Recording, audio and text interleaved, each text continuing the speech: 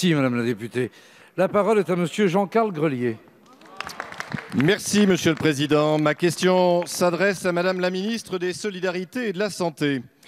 Madame la Ministre, le ministre de l'Économie et des Finances a présenté au Conseil des ministres du 5 février dernier un projet de loi intitulé « Accélération et simplification de l'action publique ».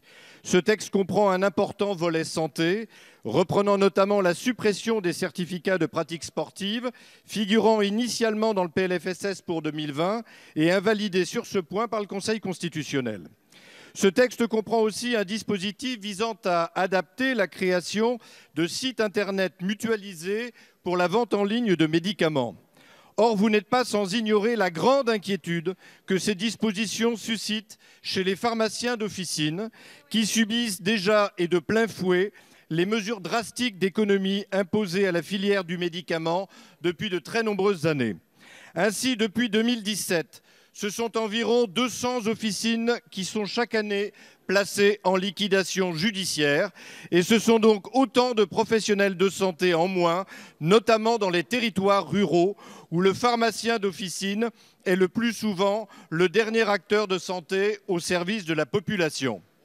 Cette ouverture de la vente de médicaments sur Internet, qui s'apparente à l'ouverture de la boîte de Pandore, vient menacer le modèle économique des officines concernées, avec pour seul objectif de limiter les coûts des médicaments pour l'assurance maladie.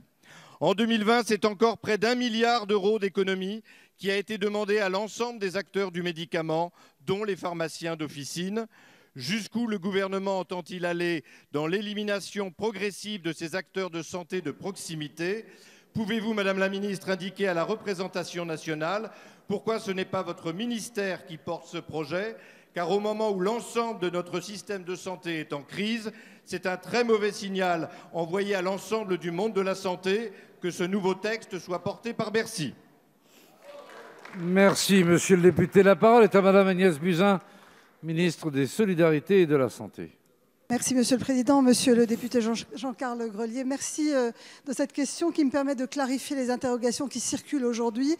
Et je tiens à rappeler à quel point les pharmaciens aujourd'hui ont un rôle totalement pivotal dans notre système de santé et à quel point je travaille bien avec eux sur l'accès aux soins. Donc, je voudrais d'abord rappeler le cadre réglementaire actuel sur la vente en ligne.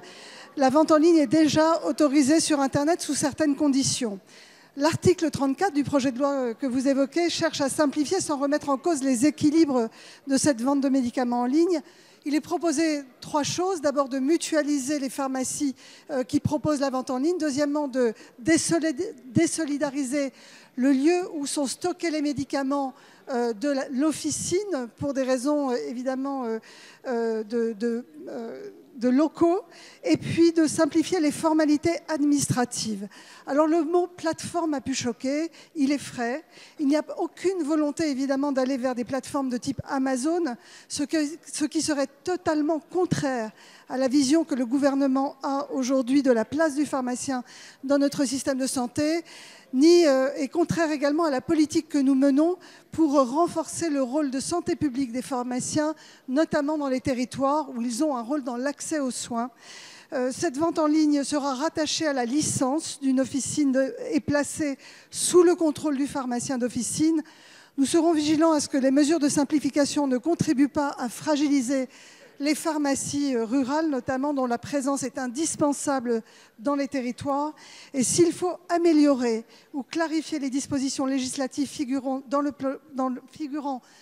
projet de loi, elles le seront. C'est ce que j'ai dit aux professionnels ainsi qu'à la présidente du Conseil national de l'Ordre des pharmaciens. Je vous remercie. Merci, Madame.